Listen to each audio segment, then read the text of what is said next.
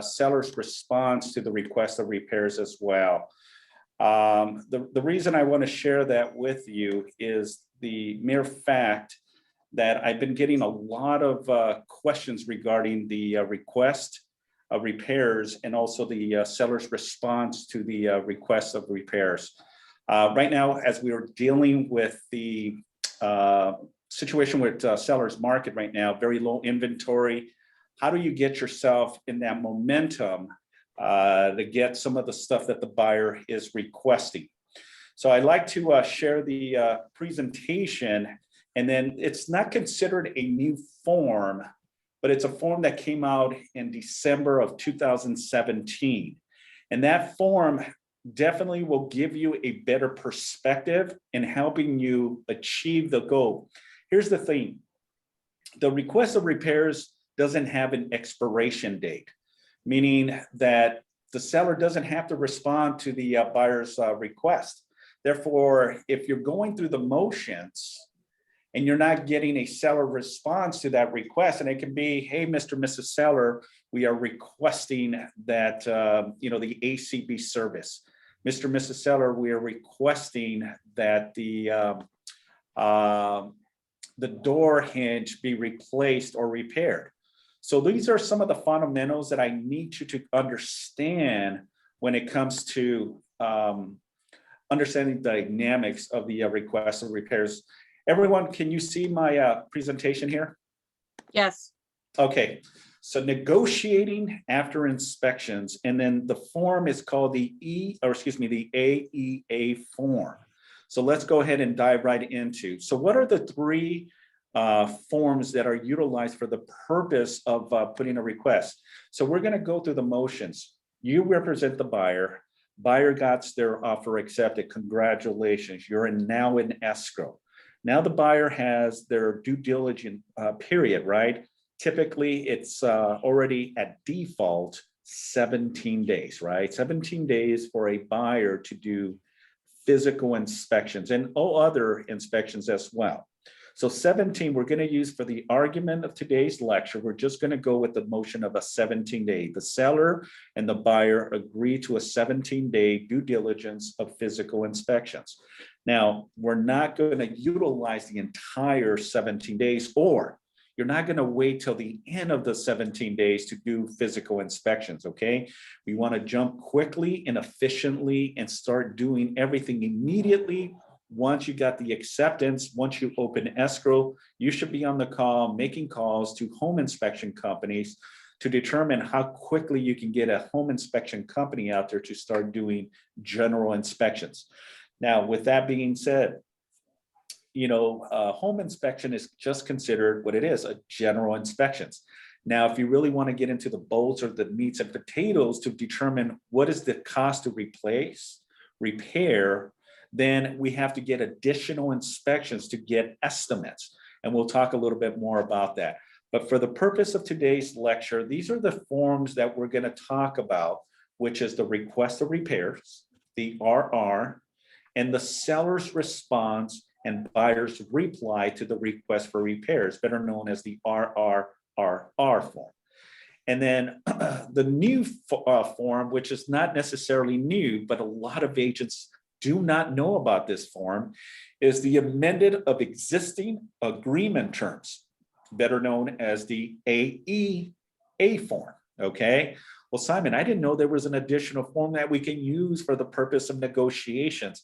And I'm going to tell you the crucial reason you want to utilize the amendment of existing agreement and why this is effective to basically have a cover up with the lender. Because once you send a request of repairs or a seller's response, now the underwriter can definitely ask for those reports. And let's just say that there's a lot of issues with the property. The underwriter can question those reports and address them and say, look, we're not going to lend if these repairs are not taken care of. And now remember, we are in a seller's market right now. The seller can ultimately say, I'm not going to do any of the repairs. You are buying this property as is condition. And the RPA clearly defines that. it says it in bold that the property is being sold in its as-is condition. We're also going to touch a little bit of paragraph 14B and all the segments of that paragraph, why and when and the purpose of using these reports. Also, I'm going to give you some avenues of negotiations and the way to communicate with the listing agent. That's very important too, folks, okay? The understanding of the dynamics of why you use what you use for the purpose of a win-win. Remember, in a real estate transaction, it's a give and take, all right? And that's the philosophy and the mindset of a true professional and a consistent agent that is constantly closing deals. What do I mean by that? Is you got to know how to finesse your way. You got to know how to have these conversations to make it a win-win. Here's the problem with a lot of agents. They get the emotional aspect of it, and guess who ends up killing the deal? The agent. The agent, unfortunately, sometimes kills the deal because they get too involved in the emotional aspect of the transaction. So I want you to take 2 steps back, take your emotions out of the game, and just focus on the contract. We're going to dissect a little bit of that 14B paragraph and then ultimately dissect the 3 forms and the avenue and advantages of using the amendment of existing agreement. Okay, so here, let's get started. The traditional way of doing business: buyer lists repair requests, and for some cases, they'll ask for the termite repair credit or reduction in price. That is correct. On the RR form, the request from the buyer, there's 3 things that can happen. 1, the buyer can ask for repairs to be done, replacement of items. The buyer can also ask, in lieu of the repairs, give us credit, meaning seller does not want to waste any time doing any of the repairs or replacement of any item that the buyer is requesting, and therefore, in lieu of, we'll just give you the credit. Now, you cannot just throw a number and think that the seller would just take that number. Okay, just say, well, I'm going to try to stick with a $5,000 credit. Well, a good savvy listing agent will articulate their position and ask for evidence of how you came to that price. And if you don't have estimates or invoice or some type of report that says this is what it's going to cost to replace the roof, this is what's going to cost to repair the AC, this is the cost to clean out the sewer line, then it's a gamble. The seller can say, well, you know what, that's just an estimate that you just brought up. I cannot use that as an avenue, so therefore we're not going to give you that credit. But if you go in an aspect of getting an estimate done where you actually get a plumber, in this instance a sewer, and it's going to cost you $700, then you can say and provide the seller, well, this is the reason, Mr. or Mrs. Seller, that we are asking for the credit. We'll take care of that clean out or repair or replacement after close of escrow. And that's the whole purpose of the credit in lieu of the actual repairs. And then third, on the request of repair is also what we call the price reduction. So the price reduction can be, the cost of repairing and replacing, it's going to be substantial. We want to also ask for a reduction of price. And guess what? You can ask for that as well. So don't think that everything is set in stone, meaning just because the offer was submitted at a specific price doesn't mean that there's some room for negotiations, meaning repairs, credit, or a price reduction of the original price. Remember, everything is negotiable, but the position that you put your buyer will alter if you're successful in the game or not. Now, going back to what I originally said, all property are sold in its as-is condition, meaning that the seller can say no, no, no, or can even say, I'm not going to say anything. I'm just going to stay silent. And when that 17-day period comes, I'm going to ask the buyer to release that as a condition. And if the buyer does not release that as a condition, folks, guess what? The seller can now put a notice to perform, and giving the buyer 48 hours to respond to that release of condition. Otherwise, the seller has the right to cancel. And if your buyer truly, truly wants this property, do you really want to gamble with them, unfortunately, losing the opportunity to continue with the process? Now, I want you to also think the give and take, okay? Because in your real estate career, it's always about giving and taking. It's not having the upper advantage. It's not the strong arm approach where, I am better than you. I know more. You want to make it a finesse of conversational experience that you're thinking from the point of looking at from a outside perspective to the inside, instead of looking at from the inside looking out. You'll have a broader perspective and think and see things in a different light, because ultimately it's not about you. It's not about the listing agent. It's about the seller and the buyer. Okay. So I want you to really focus on that. And sometimes it's hard. I get it. Sometimes it's very, very hard because you get so entangled in the run of the grind of the transaction that you let the emotional aspects of the transaction get the best of you. And sometimes agents will irk you. I know that for a fact. I see so many transactions. I hear it from agents, and I see how they get agitated sometimes when they're not working with a very diligent professional like yourselves. Okay. So I also want you to hold your composure. Okay. Well, what does that mean, Simon? Means don't lose your cool. Okay. Be professional, even through some of the toughest winds that you'll deal with.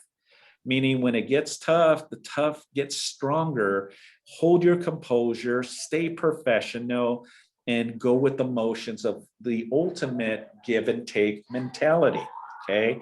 Because at the end, when you come from that perspective, guess what? You'll succeed and you'll close more transactions, meaning you'll get paid a commission. Okay. So step one. Simon, before Yes. you move forward, if you don't mind, you said we can stay silent and ask the buyer to release. You said something and I didn't quite get it. And then then we could do a notice to respond. Okay. No, So- perform. Sorry, perform. Yes. So what I was saying is that the seller can stay silent through the request of repairs. A buyer submits a request of repairs, and the seller can completely be silent and not respond to that request of repairs because there's no expiration on that form. If you look at the RRR and the seller's response, there is no expiration like it is on the RPA, the purchase agreement. And then the other form that we're going to talk about, which is form number 3, guess what? It does have an expiration. So what you're doing is you're putting notice to the seller, Mr. Mrs. Seller, I'm giving you 48 hours, 72 hours to respond to this agreement. Otherwise, now it transitions where the buyer has the upper advantage of getting a timeline in place. Because now the buyer can say, Mr. Mrs. Seller, if you don't give us at least a response to our request within 40 to 72 hours, then we have the right to cancel and put it back on the seller. Now, the RPA, the purchase agreement, defines that because it doesn't say anything on the request of repairs that the seller has to respond to that request. So now you're in limbo, like, oh my gosh, we haven't heard from the listing agent. What is going on? And guess who puts the pressure? Your own buyers are putting the pressure. And what do? You start breaking. And now you get in the emotional roller coaster process that now you may jeopardize the opportunity. Going back, remember, stay composed, okay? Stay professional. That's going to ultimately get you where you need to go. Because remember, if you keep rowing that boat, you'll get to your destination. If you stop, the transaction lingers, and eventually the seller has the right to cancel because the buyer is not moving forward. Well, we haven't heard from the seller. They haven't responded to our request for repairs. I get it. But nothing on the contract defines the seller has to respond to that. This is the reason I'm introducing this new form for the benefit of you and your clients. All right. So I hope that kind of answers your question. No, not quite. You had used a particular term and I was trying to write it down. You said, I'm thinking as a seller, okay? We can stay silent and ask the buyer to release. You said something, I don't know what it was, release something. Yeah, so, okay, I know. So the seller can stay silent, and the seller, after the buyer's due diligence and time frame, the seller has the right to send a notice to perform. Notice Oh, to okay. perform, okay? Right, because So they only that- have 17 days, right? Yeah, so to for do the sake of argument, today, we're gonna use the default amount of 17 days. Okay, now that's negotiable. Right now, agents unfortunately are not giving the buyer 17 days because there's so many buyers, not that many homes up in the market right now. So now they're reducing that amount. But for today's lecture and for the argument, we're gonna use the default of 17 days. Okay? Okay. So the seller does not have to respond to any requests. They don't have to. They don't have to say nothing in regards to the request. And that's what puts frustration with the buyer and the buyer's agent. Here's the way you approach those conversations with the buyer. You need to have a educational conversation with the buyer and explain through the initial buyer's consultation and the process. Mr. and Mrs. Buyer, during the process of escrow, certain things are going to happen. Certain conditions must be done. All property are sold in as is condition, meaning that the seller does not have to respond to your request for repairs. Now you do have the opportunity to send out a request, and the seller has three options. The seller has an option to accept the terms of that request, give you credit in lieu of those requests, or a price reduction. And if none of those three come into an existence, then the seller says, no, we're not going to give you any requests, any credit or price reduction. Then the seller has the right to force the buyer to release that as a condition when the time comes. So in this instance, 17 days. Okay. And if the buyer does not release that, then the seller has the right to send a notice to perform. And that form is very crystal clear that says, Mr. and Mrs. Buyer, we're putting you on notice. You have 48 hours to release that as a condition. And if you do not release it, then we as a seller have the right to cancel escrow.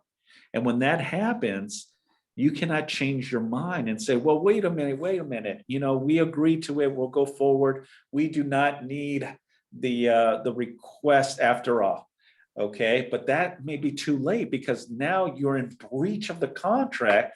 The seller can articulate their position and say, well, we gave you 48 hours and you had till this time to release that as a condition, and therefore you did not. We're going to go with backup offer number one. And there's nothing you can do. You can argue the fact, you can scream, you can jump and say, that's not right, it's not fair. Well, yeah, I know it's not, but we gave you enough time to make a decision to move forward or not. Now, the seller cannot retain the buyer's deposit because that's the number one thing that I see a lot of buyer agents worry a lot. Well, is the buyer going to lose the deposit? And the answer is no, but the answer also depends. Okay. Well, Simon, I'm a little confused. What do you mean no? And what do you mean it depends? Well, it depends on the circumstances. Now, if the buyer still holds on to their conditions or contingencies and the buyer decides to cancel, or the seller decides to cancel on the buyer, then the seller cannot retain the buyer's deposit as a breach of contract. Because the buyer did not breach the contract, the buyer was giving an ample amount of time to release that, and unfortunately, that time expires. Now the seller can cancel and move on to another buyer. So we'll get into it a little bit more. So going back to step one, buyer lists a repair request, asks for termite inspection repairs, credit or price reduction, or any combination on the request of repairs. Buyer typically attaches an inspection report to justify request. So here's the thing, when you look at the RPA, or excuse me, the RR, it does show where you can actually check off that this form also includes repair reports.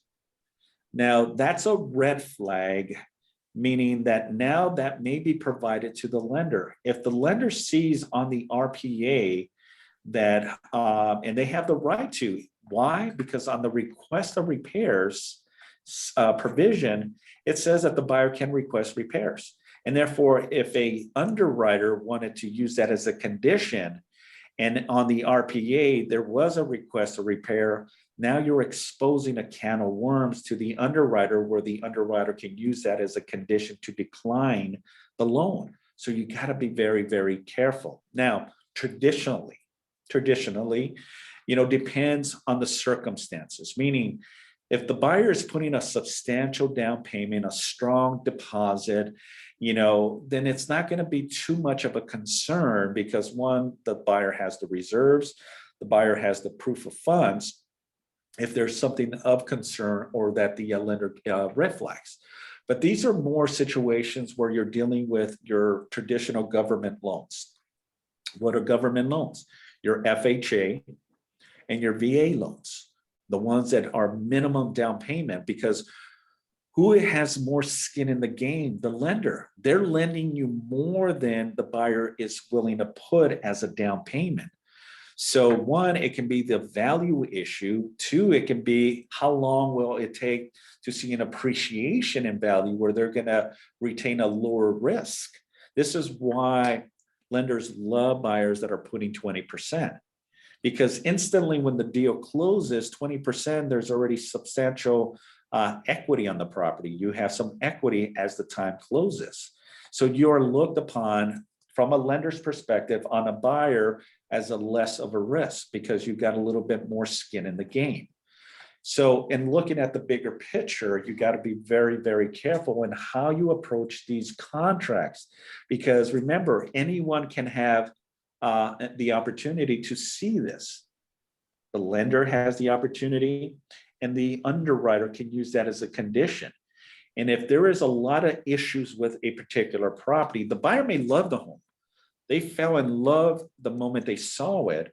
But what if there's a lot of conditions with the property that now that report showcases a lot of concern and red flags to the lender? That's a risk.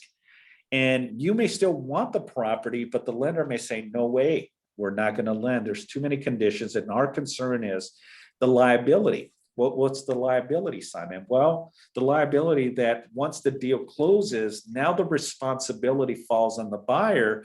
And the buyer may just decide, there's just too many repairs that I need to do. I'm just going to walk away. So this is the reason the lenders are very eerie and the underwriters, because they got to package the loan to sell it to the investors. And if the buyer defaults, then they can be in a negative position. And this is why the underwriter and the LOs, the loan officers, are really dissecting these files to make sure that there is nothing that they miss that can alter their position to sell it in the secondary market if they're selling that mortgage. So they want to sell that mortgage to the investor so that way they can service and get their money back and reinvest that money to a new buyer. So these are crucial and components that you need to be very, very cautious of and understand the big dynamics to it. I apologize. Hold on one second. I don't know what happened here, but that's something that you definitely have to look at when looking at these forms. Now, step number 2, seller agrees to all none of buyer's requests or counters back on the form RRR. So the RR is a buyer's form, and the RRRR is a form that the seller uses to respond to the buyer's request. seller agreement is a conditional, absolutely. It's a conditional form, meaning there's conditions involved. The conditions is if we give you those requests of repairs, this is a condition that you need to release this as a condition. And if you don't release those as a condition, then therefore the seller does not have to do any of the repairs, replacement, or price reduction. So I want to make sure that I'm crystal clear in our position that it's a conditional agreement. If the buyer does not release the contingency, then the seller does not have to do the repairs. Now, I'm going to caution you a little bit, and I'm going to also switch the hat. I want to transition now from a buyer's agent to a seller's agent. And why am I doing this? Because I want you to see it from two different perspectives. One, the perspective from a buyer submitting a request. And then number two, from a seller's perspective when representing the seller and how you caution your sellers to ultimately not get yourself in a bind or a possible complaint, okay? So now we're gonna switch a little bit to a seller. Now you represent the seller, a request of repair came from the buyer, and the buyer submitted a request of X, Y, and Z, but they're also asking for credit as well. So they can ask for repairs, replacement, and also credit. They can also ask for all three. They can ask for Mr. and Mrs. Seller, please do these repairs. Mr. and Mrs. Seller, please also give us credit of $2,000. And then number three, Mr. and Mrs. Seller, you can also give us a price reduction. And all of those three can be included as part of the request of repairs. All right, so how do you educate your client, the seller, in this perspective? One, do not, and I repeat, do not tell your seller to start doing, even if the seller is okay, I want this deal to continue going forward. I do not want to jeopardize. I do not want to start over and fish for another buyer. Let's keep the momentum with this buyer and let's go through the motions of closing. Therefore, I am okay to do what the buyer's requesting. Okay, maybe the seller is very handy and knows a lot of the stuff that the seller can do. Or maybe the seller has substantial equity and it's not a big burden to continue the process and make it a win-win for all parties, then they'll do those repairs. But here's the situation that I want you to understand and caution you.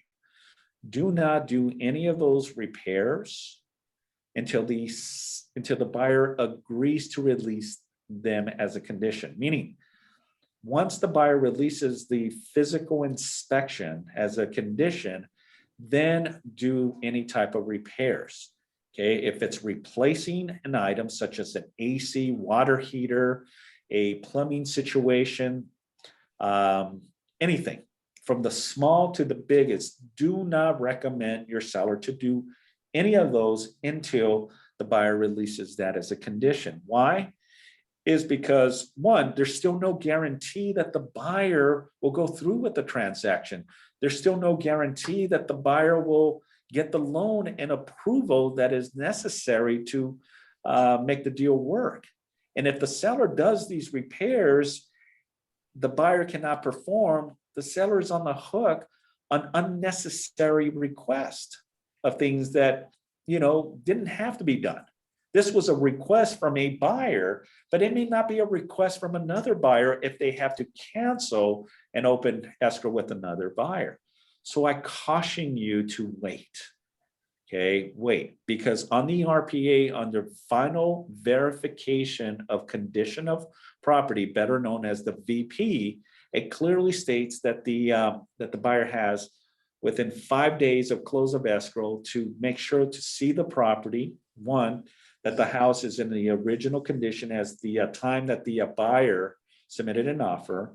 Two, any request of repairs that were done on the property, replacement of items or repairs were done on a timely manner. And it can be small items to large items. And then ultimately, the position is that the seller has taken care of all those within the time frame just before closing. Why? Because by that time, the buyer has probably released all contingency, because what happens after 17 days? Okay. After 17 days, then the next contingency is released, which is your loan contingency. And that usually defaults at 21 days. By the 21 day, you should be in a position, and I'm still speaking from a seller's perspective, that the buyer has gone through the motions of releasing any and all contingency, because now it shows the buyer's commitment. Now it shows the buyer that they're in it for the long haul, and ultimately they're this close in making this deal close, recorded, and officially transfer of ownership. So I want to make sure that you're all on the same page and understand that you want to facilitate both the seller's position, but also make sure that the buyer has been responsible for releasing these as a condition.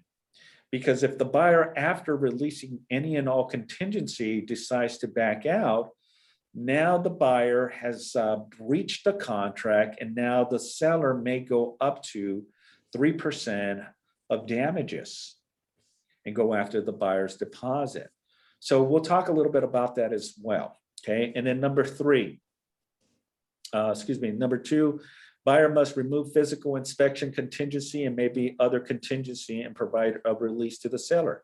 So yeah, just as I mentioned, folks, the whole purpose of continuing the process is the opportunity that the buyer has done what they needed to do and done it in a timely manner, and also that the seller has done their part as well, because it's a mutual process that has to be done between both the buyer and the seller.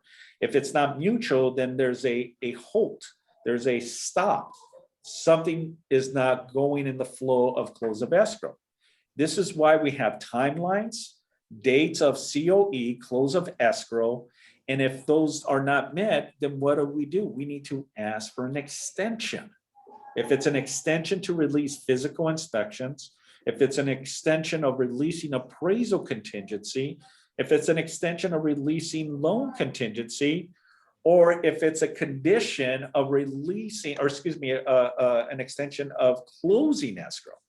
Because you do not want to wait till the last minute where now you're putting the buyer in jeopardy of losing the property because you waited so long in the game to ask for these permissions.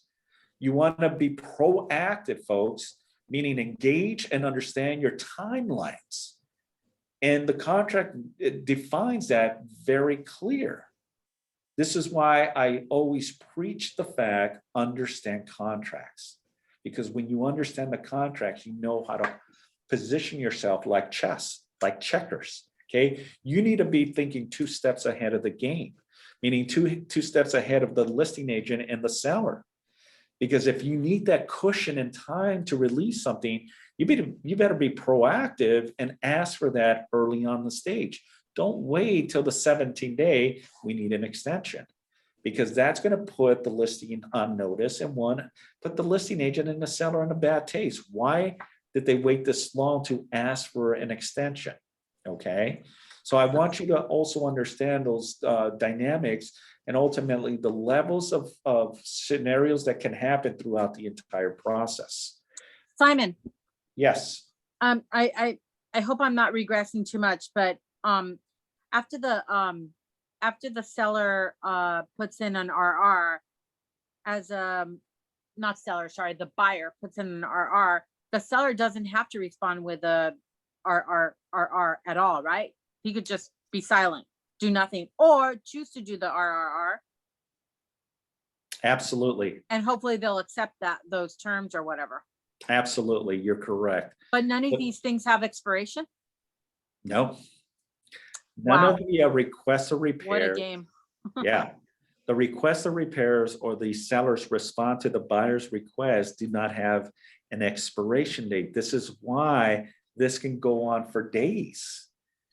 Now, but the 17th day is what stops it, because then we could say, okay, you need to perform.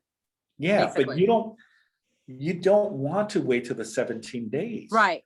So from a buyer's perspective, okay, so you represent the buyer, You want to do your due diligence immediately. Once you get that offer accepted, you're opening escrow, you need to be having conversations with the buyer, Mr. and Mrs. Buyer. It's crucial and very important because before you know it, 17 days creeps up on us. And we don't want to be at that last minute asking for an extension when we know it's a seller's market and we know that the seller could cherry pick another buyer. So you got to be very careful. All I'm saying is I want you to be in the game. And how do you be in the game is being aggressive in your approach, but also understanding the levels of timeline of events that need to occur.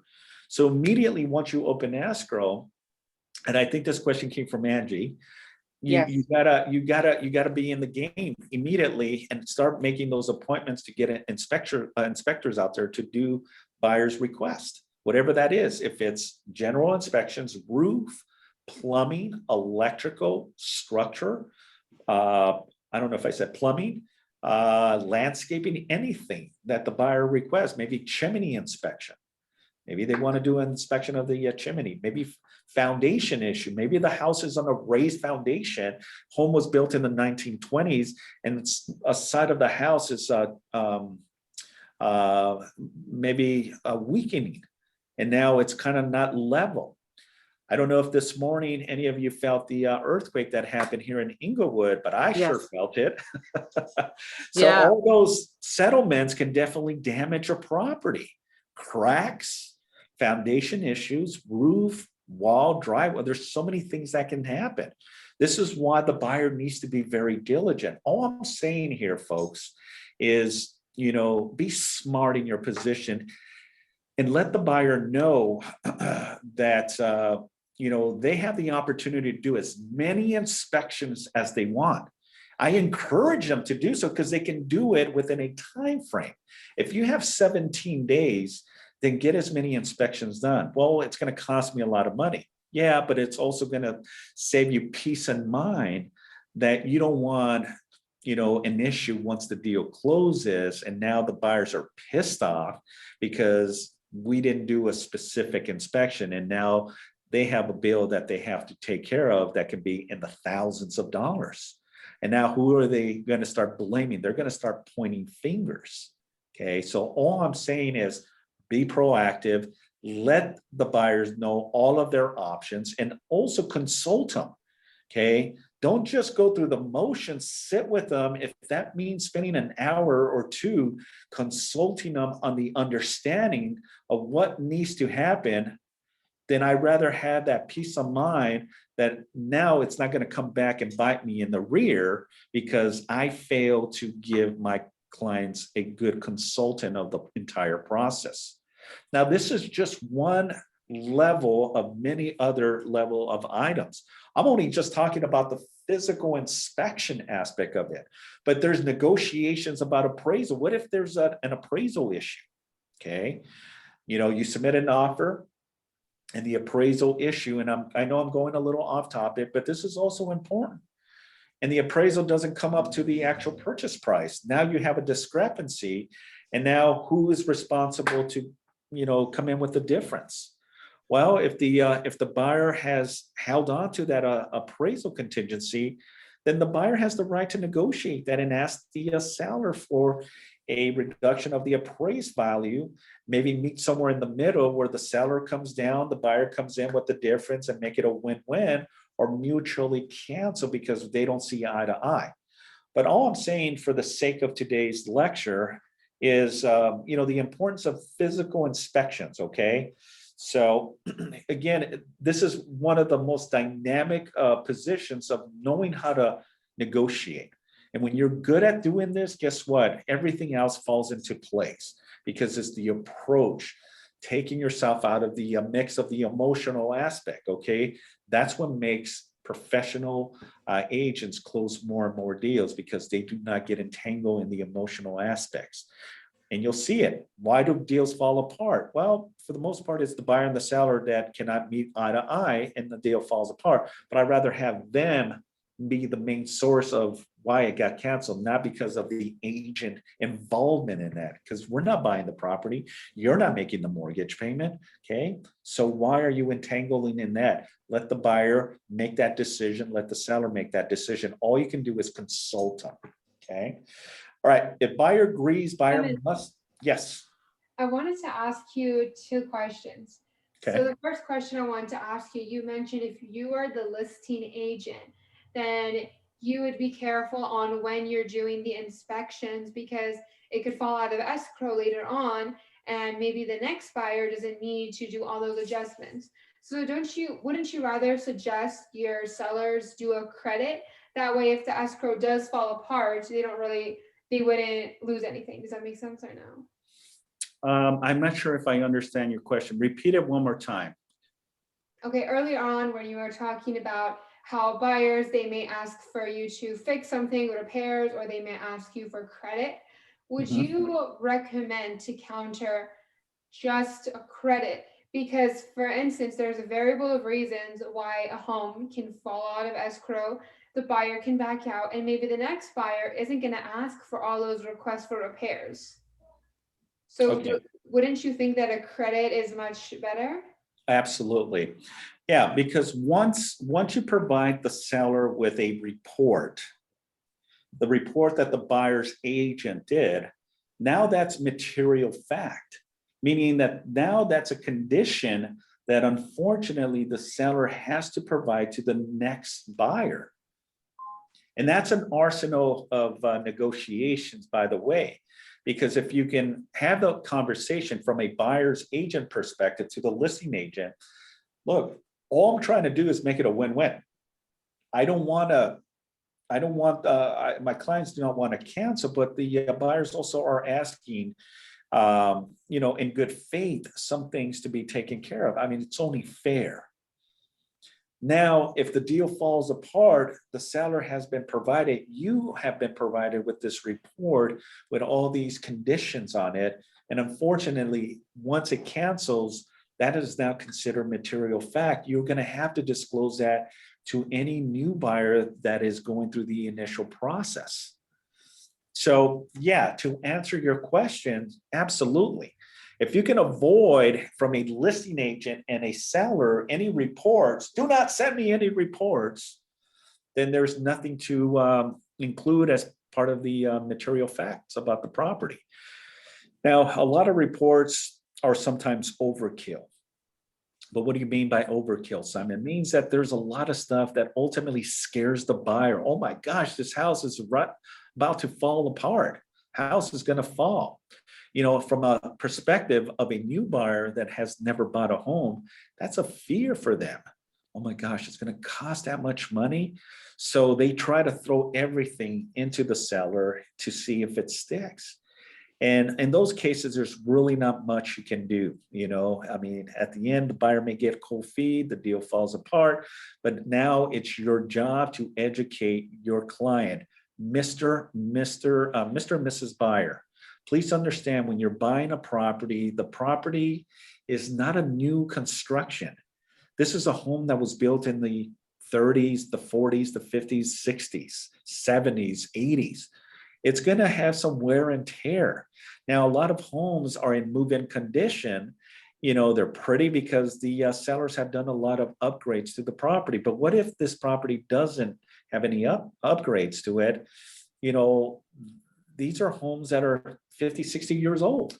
You're going to have some issues with the home. Now, bear in mind, even new construction I've seen where there's problems with it. Something is not working, electrical issues, water pressure issues, cracks in the drywall and ceilings. Nothing is 100% perfect, okay? That's the whole educational aspect, that you need to educate your buyer and say, it's pride of ownership, Mr. and Mrs. Buyer. You are going to have some issues with the home. That's just the nature of the process. These homes are, 30, 20 years old, roof issues, plumbing issues, and maybe the seller never did any of them. Doesn't mean that the seller knows of any concerns regarding the property, especially if it's an elderly couple. They're not going to know if there's any issues up in the attic, or plumbing issues. They've been running the water and everything seems to be working fine. And then you come in or your clients come in and now there's all this chaos of problems. This is why you have to be a very diligent buyer agent and really just define the position. Mr. and Mrs. Buyer, please do any and all inspections that is necessary to satisfy your overall condition regarding the property. And if you're not satisfied, we can get another inspection. You can do as many inspections as long as it's within that time frame of 17 days. That's all we're saying. Okay. I hope that answers your question. Okay, so let's go ahead and continue. Buyer agrees, buyer must sign the RR form, section 3. This signature by itself removes the specific contingencies, even if buyer does not sign the contingency removal CR form. So again, you got to understand the whole dynamics to it. Putting that request of the repairs also puts notice that the seller is also in the position to ask the buyer to release that as a condition. And once you release that as a condition, you cannot go back. You cannot say, well, wait a minute, I got to do another inspection. Okay, it's really the discretion of the seller. The seller can say, yeah, we'll let you do another inspection, but you cannot use that as an avenue to cancel because you have already released physical inspection as a condition. Remember, put it in a perspective, and I wish my background was a chalkboard. I consider contingencies like walls. Okay, every contingency is like a wall. This is the buyer's deposit. Okay, and the seller is here. Every time a buyer releases a wall or a contingency, the seller is closer and closer and closer to getting the buyer's deposit. Once the buyer releases all contingencies or releases all walls, now it's exposing the buyer's deposit. If the buyer does not go through with the purchase or the loan doesn't get approved and you have to cancel, you cannot say, I'm canceling, I want my deposit back. That's the whole purpose of risk. There's always going to be risk in a real estate transaction, meaning the buyer has some risk just as much as the seller has a risk. The buyer is holding on to that property from showcasing because they have accepted your buyer's offer, meaning there's also risk from the seller. They could have easily sold it for more. They could have easily sold it for someone that's not asking for additional inspections or credit or price reduction. So there's a risk on both aspects of it, the buyer's risk and the seller's risk. So it's a two-way street, folks, meaning there is risk all around. But educating the buyer and saying, once you release all the walls, you're exposing your deposit. If you decide to cancel, the buyer may go after for damages, go after your deposit. Okay, so you have to also understand that. Now, don't be that agent. Okay, well, what do you mean, Simon? Don't be that agent that tries to hold on to that contingency when it's not necessary. If you know that the buyer is qualified and they're good to go and the buyer has given you instructions to release it, then release it. Okay. I see this quite often, and this is where you start bumping heads with another agent. When you are not being proactive and professional in your approach, you're holding on to dear life on that loan contingency. I don't want to release this. I want to hold on to it till the deal closes because I don't want to jeopardize my buyer's deposit. I get it. You know, but at the end of the day, if you don't, then you are also putting your position, or excuse me, you're also putting your buyer in a very unpredictable position where the buyer may lose the opportunity to buy this property. So be very, very, very, very careful by doing that, okay? You're not buying the property. It's your buyer. Now, here's how you approach that particular circumstances. Call the lender and make sure that the lender is on board. Are they fully approved? Can we release this as a condition? And if the lender says, I don't see any problems, now a lender will never say to release that as a condition because they're not also going to be responsible. but they can say to the buyer, I don't foresee any problems. I think we're good with the loan. And they know if they're a very seasoned, savvy, polished lender, they'll know if it's a loan that's doable and that there's not going to be any hiccups. But if there is some concern, you don't want to wait till the last minute, 21 days, to have these problems. You want to start on top of that lender ASAP, making sure that the lender's on top of their game and making sure that your client is priority.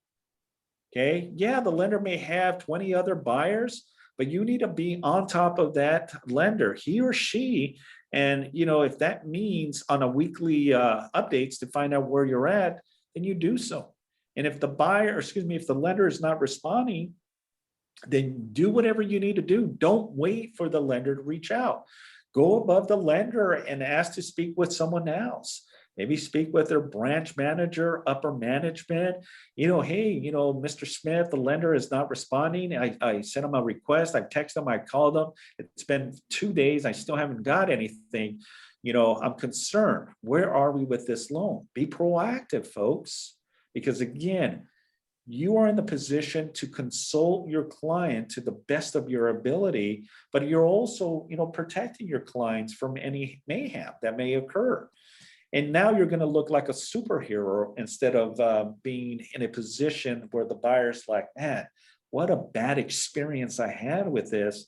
And now you're losing a potential client for life, where this buyer becomes a seller and 5 years from now is thinking of selling to upgrade. They're not going to think about you because of your consulting position. This is why you need to be engaged in those conversations on a periodic way every time. Okay. All right. The traditional way, using the form RRR for step 2, seller's response. Seller can specify the terms by using the request of repairs from a seller's perspective. This is the RRR form. As with the RR, the seller's response is a conditional, as we mentioned, but buyer would have to remove that as a condition or any other conditions. What if it's already past the 17 days and now you're also releasing disclosures and also appraisal contingencies and maybe even loan contingency? Maybe the buyer and the seller agree to a 17 days to release everything, including loan. Then that's where the other contingencies come into play. Buyer must agree to release that as a condition. Use form RRR for step 3, buyer's reply. Buyer can accept seller's changes. Now, here's the thing, as I mentioned, the seller does not have to respond to the buyer's request. They can be radio silent. They don't have to respond. And they can be like crickets. Have you heard from the listing agent? Have you heard from the listing agent? I haven't heard anything. I've reached out. They haven't said anything. Remember, at the end of the day, there's no expiration of the request. This can drag to the 17-day mark, meaning you put a request of repair 3 days after acceptance, and the seller does not have to respond. And at the 17-day, the seller can send a notice to perform to release that as a condition. Well, wait a minute, Simon, we haven't got a response. How can they do that? Well, they could do it because the contract defines that. The contract doesn't say that there's an expiration of your request of repairs. So be proactive in your approach, ladies and gentlemen. I don't know if any guys are on the call, but be proactive, be engaged, and ask, and then text, and then call.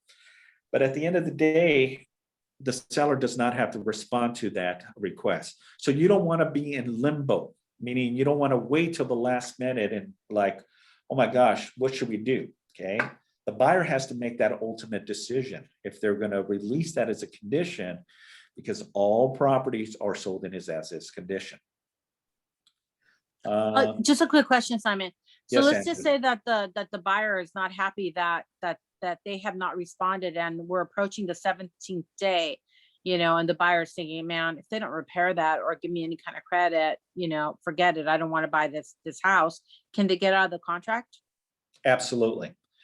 Absolutely. If you haven't heard from the listing agent or the seller on the buyer's request? Absolutely. As long as you have held on to your contingency, then yes, the buyer has the right to cancel. If you're not getting any calls, any response back on your request, then the buyer can send a cancellation of escrow. And Absolutely. of course, you would need to do that like before the 17th day, Well, if that's what was on the contract on the RPO. well, the contract defines 17 days. But Okay. I've seen circumstances where, 17-day comes and goes and you haven't heard from the listing agent. They haven't asked for you to release that as a condition. Now, you want to be as silent as possible. If you can write it, write it.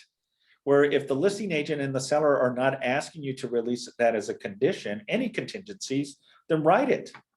Okay? Don't induce that conversation that it opens up a can of worms and makes the listing agent think, oh gosh, I forgot to tell you, you got to release that as a condition.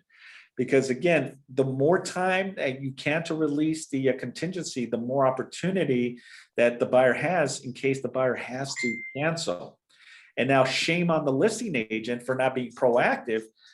Now who's going to be upset? The seller is. Well, we went in 30 days and now they're canceling. We want to go after the buyer's deposit. Well, unfortunately, Mr. Seller, there's no way you can go after the buyer's deposit because the buyer never released that as a condition. So who am I supposed to blame? Well, you blame the listing agent for not being proactive and enforcing the buyer's agent and the buyer to release that as a condition. Okay, this is why it's crucial to understand your timelines. So even if the 17th day has come and gone, simply because the seller has not asked for the buyer to release the contingency, that means that contingency is still existent, right? That is correct. Theoretically.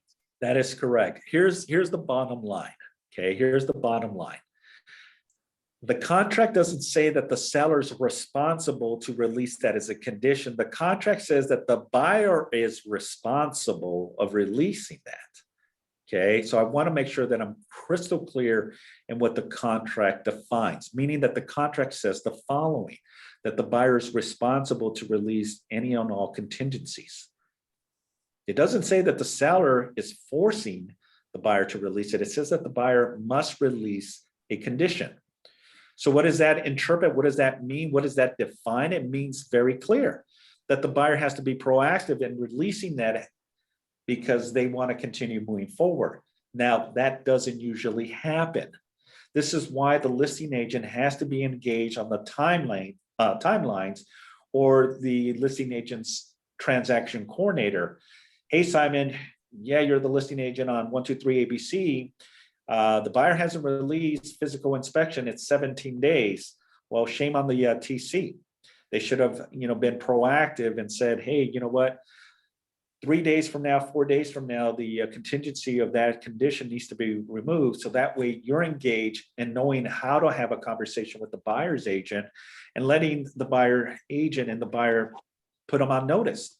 Hey, we're coming close to that 17-day period to release that as a condition.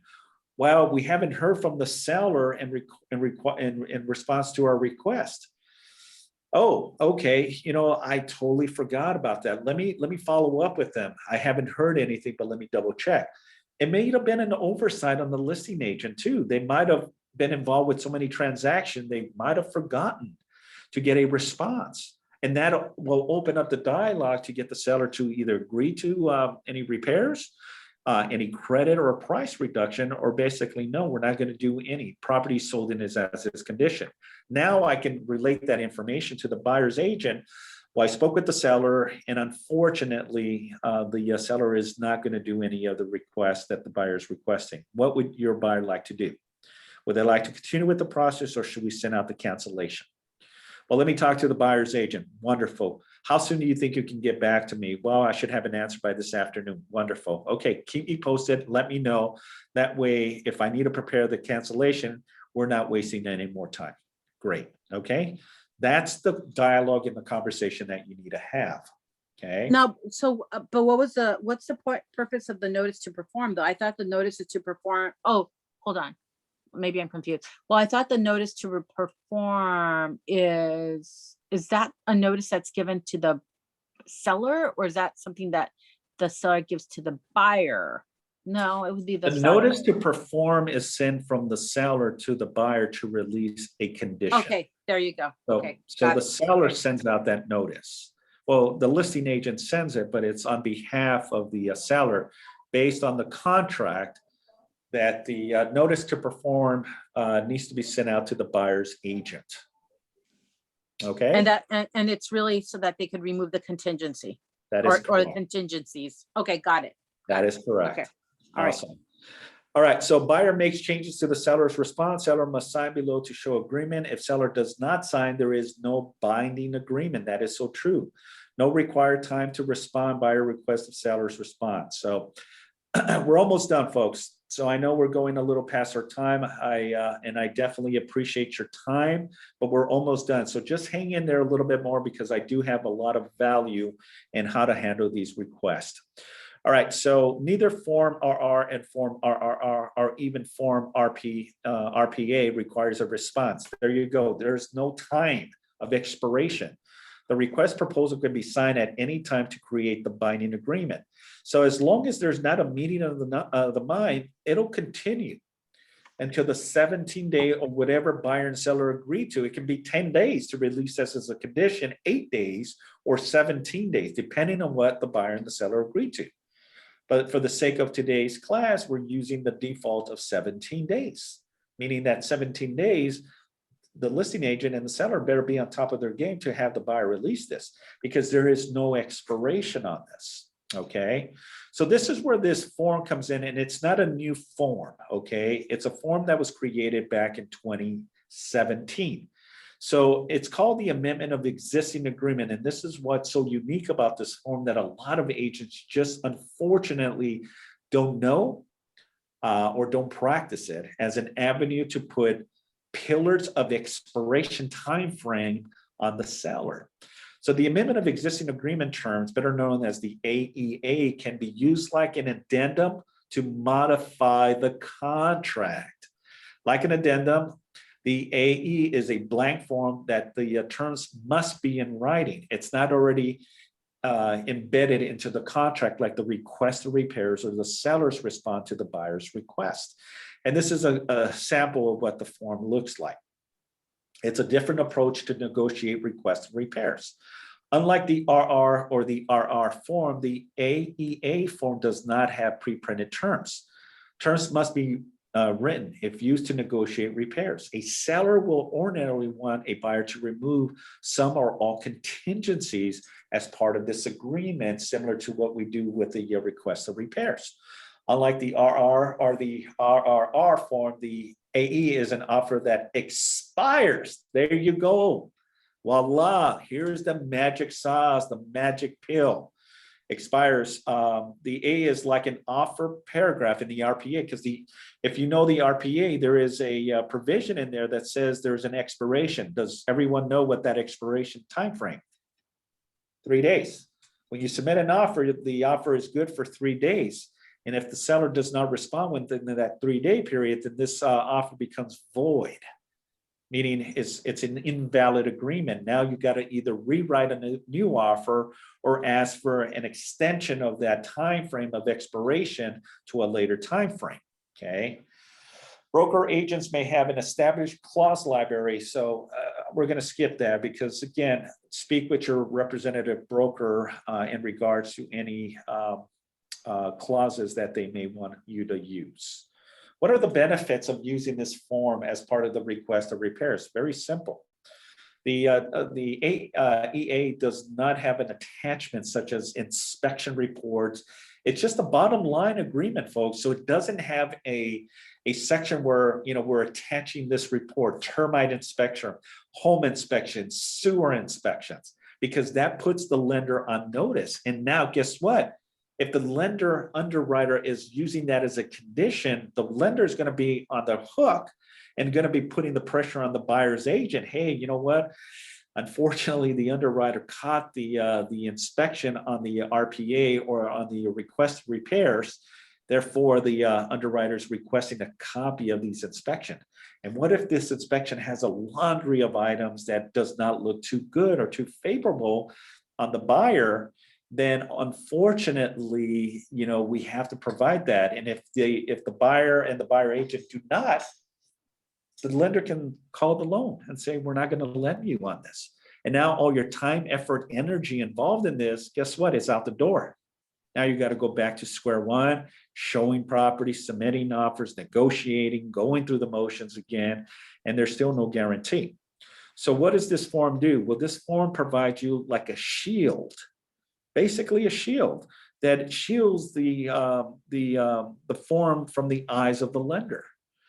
And this is why I love this form, because again, not too many agents utilize this. With no inspection report attachment, it is less likely to impede the loan process for a buyer or impose additional requirements on the seller due to underwriter demand. There you go, folks. What are we trying to do? We're trying to disguise it, okay? We're not doing nothing unethical, but we're doing is kind of bypassing conditions, because these conditions can alter the buyer's position to get the loan. And most 90 to 95% of the deals that fall out of escrow is because the request of repairs. There's not a meeting of mind between the buyer and the seller. Since the AEA expires, not timely signed, the chances of late signing impacts the parties to eliminate. Absolutely, that's the beauty of this form. It allows a time that the seller has to respond to it. So now you're putting the pressure on the seller. Mr. and Mrs. Seller, hey, we have a condition here. We're asking for this, and this. We're asking for a repair. We're asking for a credit, and we're also asking for a price reduction. And you got 72 hours to respond to this. So now you're putting notice on the seller, where the other forms does not put the seller on notice. And this is why the buyer can now make a decision. Do they continue or do they back out? Does that all make sense? I hope yes. Yes. Okay. All right. To avoid a previous use form RR or RRRR from becoming part of the contract, it should be revoked or withdrawn in writing. But do not, but revoke it withdrawing on the AEA may alert the lender. So you're never going to put any withdrawal on this form, the AEA form. Do not put that we're revoking any RR or RRRR. You put it on an addendum, okay? And what is that? There's the condition, folks, where it says note. This is what you're going to put on an addendum, not on this form, but on an addendum. Buyer or seller agree that the RR form, and if applicable, the RRRR form is hereby withdrawn and revoked. Write this down, put it in your notes.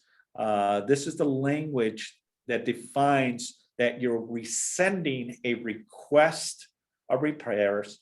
You're rescinding a seller's response to the buyer's request. You're doing it on an addendum.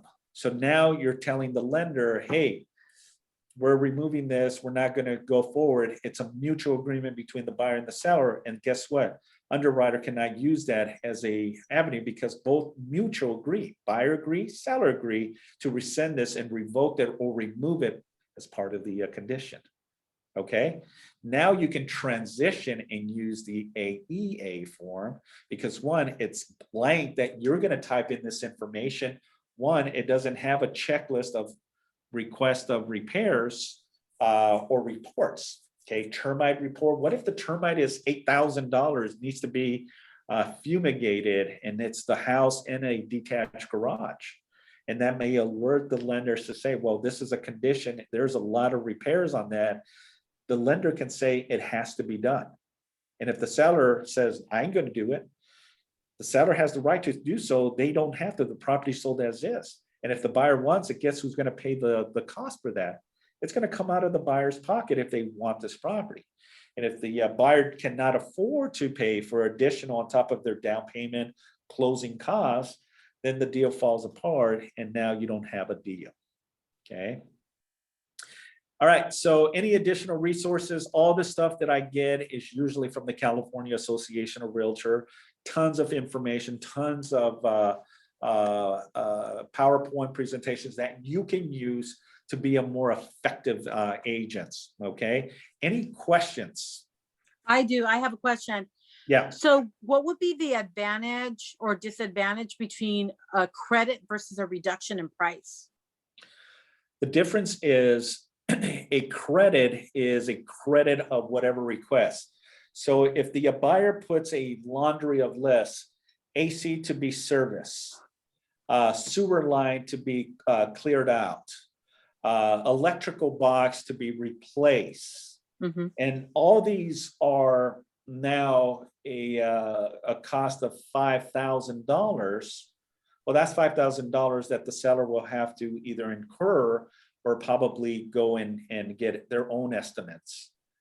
But a credit is in lieu of doing those repairs. A credit is, look, seller, I don't need you to do it. I'll take care of it. All we're asking is for the credit. So the buyer, technically speaking, will not get that from the seller. It'll go towards the buyer's closing costs. But here's how the buyer gets that $5,000. When the deal closes, when the buyer comes in with a final down payment and closing costs, this is the estimate that the lender and also escrow will coincide on what the buyer needs to bring to the table, right, to close this deal. That $5,000 that would be initially paid by the buyer is really going to come from the seller, because the seller is giving that $5,000. So the deal closes, the buyer ultimately is saving $5,000. So that's how that credit works. Yeah, but to me, it seems the same. Like, why not just reduce price by 5,000 versus a credit of Absolutely. 5,000?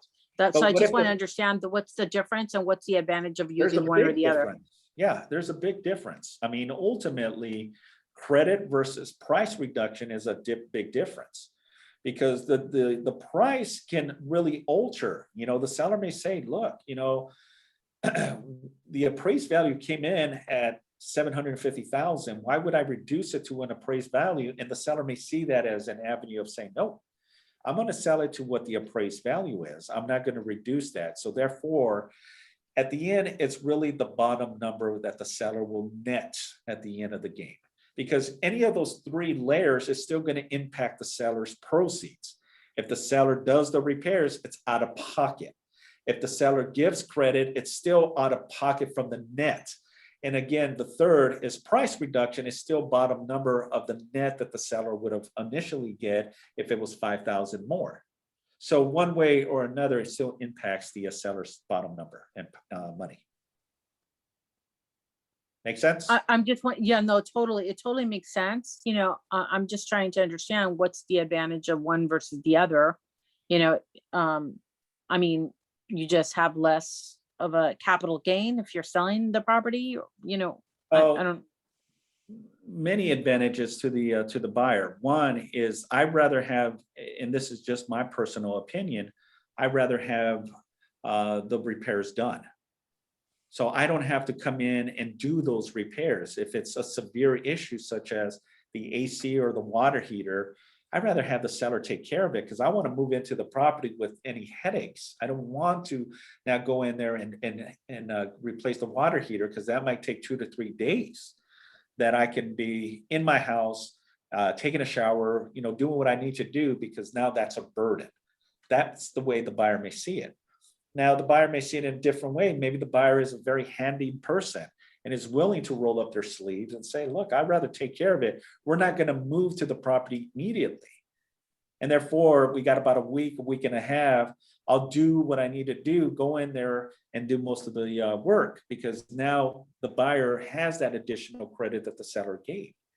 Now, the advantages or the differences between those two in a price reduction is just really preference. Because again, the way it looks from a buyer, hey, I'm getting a great deal if I get it at a price reduction, right? It's like anything. When you go in there and you start negotiating, you know, the buyer would love an item to be a lot less. I'm willing to give you this. And if the seller says, I'll give it to you at that price, then the buyer feels like they got something out of it. So that's really what the price reduction. Now, the price reduction can be any amount. It can be $5,000 or it can be $25,000. It doesn't matter. That's such an impact because the benefit that the buyer will get is one, the price, the taxes, and obviously the mortgage payment. Because obviously they bought it for this, but now they're getting it for a lot less. The buyer is getting the benefits of the less taxes, less of a mortgage payment. And then ultimately there might be some equity there from it too, because remember, the buyer is also putting a down payment. So there may be an additional spread on the price reduction. So that's where the benefit happens. Where does the benefit of the seller get? Well, the seller may say, you know what? I got substantial, I got my net. I don't care. I just want to sell this. I don't want to start over. Let's just give it to the buyer for a less price. And that might be the avenue. Now, if the appraisal is an issue, then that's when you have to kind of, work that out. Thank you. Okay. Understood? Good. Good questions, by the way, Angie. Thank you. Thank you for providing us with those questions. All right, folks, any additional questions? Hi, Simon, I have a question. Yes. Quick question. So, okay, so let's say our the offer gets accepted. The next step, they're gonna ask for, hire home inspector. When we get the report, there are repairs to ask for. The first form is to fill out. Can we do like AEA first, or we have to do request for repair first and follow up with the AEA, right? Was it AEA? Okay, so this is how I would approach a very good question. It all really depends on what the inspection report comes. Because remember, as soon as you request, as soon as you send out the request of repairs, now that's considered somewhat like open exposed form that the lender can use as an avenue to say, I need to see what the reports look like. Now, you gotta, again, it all depends on the circumstances. It all depends on the loan too. Because someone that's putting 50% down, 40% down, 20% down, it's not gonna have such a big risk as someone that's going FHA or VA. But here's my conclusion to that. It really all depends. If the report comes back pretty reasonable, then yeah, you can ask for request of repairs. But if it's something that may be severe, maybe something that you don't want the lender to take notice, then that's where the AEA form comes into play. It's basically a shadow of what you're trying to accomplish here with the buyer and the seller. So if a request of repairs has not been presented to the seller, then to clear the buyer and the seller from any potential exposure to the lender, then that's where you're going to draft an addendum with the specific question, or excuse me, the specific statement that says that both buyer and seller agree to revoke or delete any request of repairs or seller's response. So now what you're doing, invoking those reports and also the request from the eyes of the lender. Then you transition and use an AEA form as an avenue to ask for, request of repairs, a reduction of price, or even a credit in lieu of those repairs. So it really depends on the circumstances. If it's a high item that the buyer is really concerned, then yeah, then I would go with the AEA form. If it's minor stuff that less than, again, it depends on the marketplace, it depends on the condition of the property. And it also depends on the price point. Because on a $2.5 million price point, $10,000 may not be that much. But on a $500,000 price point, that might be a lot of money. So you got to kind of weigh it out. Okay. Hope that kind of answers your question. Cool. Any other questions? All right. Awesome. So again, thank you so much. I definitely appreciate all of you on the call. I apologize for going a little over my time, but I thought it was important and crucial that you get the best information. And again, please reach out to your team leaders and your brokers with any additional question. I thank you all, and I will see you on the next call. Thank you, you, Simon. Simon. Thank you, Simon. Bye. Thank you. Bye. Thank you. Thank you so much.